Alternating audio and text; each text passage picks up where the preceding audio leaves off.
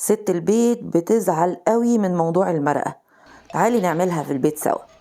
حطيت زيت نباتي ونزلت عليه بالبصل المفروم والثوم المفروم، اديت لهم تقلبتين وبعدين بدأت أنزل بالمكونات بتاعتي.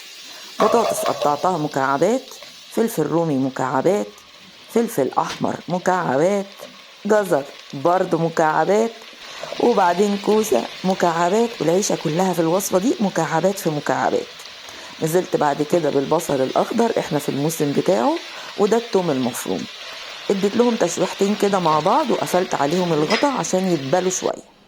لما دبلوا شوية والمنظر كده قدامي ان هم دبلوا سيكة، يعني سيكة مش نهوند، قلبتهم تقلبتين كده.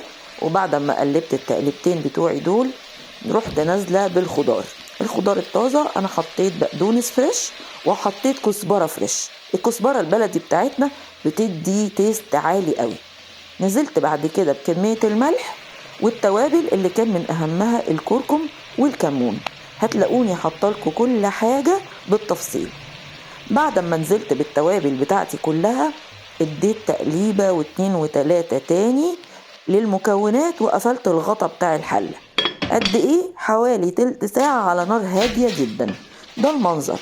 بدأ بصوا الحاجة دبلت قوي وبدأ يبقى فيه صوص. شايفين؟ بصوا كده معايا.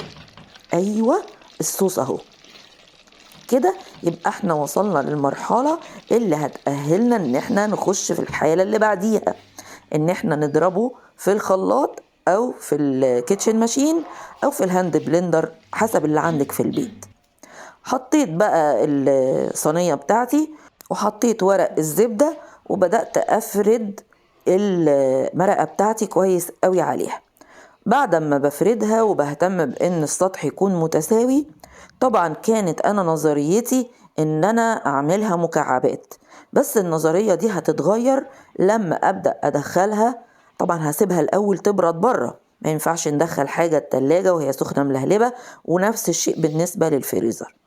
فضلت اسوي فيها وحنتف وادلع نفسي قوي وما وريش حاجه بقى، فراغ. المهم بعد ما سويتها وقعدت اسوي فيها كتير كتير كتير، قررت بقى ان هي كده اتساوت وبقت 100 فل وعشرة، ويلا بقى عشان ادخلها في الفريزر. دخلتها الفريزر، المفروض بعد ساعتين تطلع زي الفل. بعد ساعتين ما طلعتش زي الفل. تعالوا نشوف طلعت عاملة ازاي.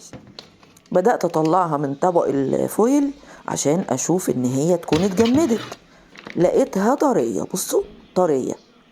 طبعا اتصدمت، ولكن أنا صرفت ومكلفة وعايزة أعمل وصفة ناجحة سواء ليا أو ليكم، فقررت إن أنا أستخدمها معجون وطلع طعمها تحفة.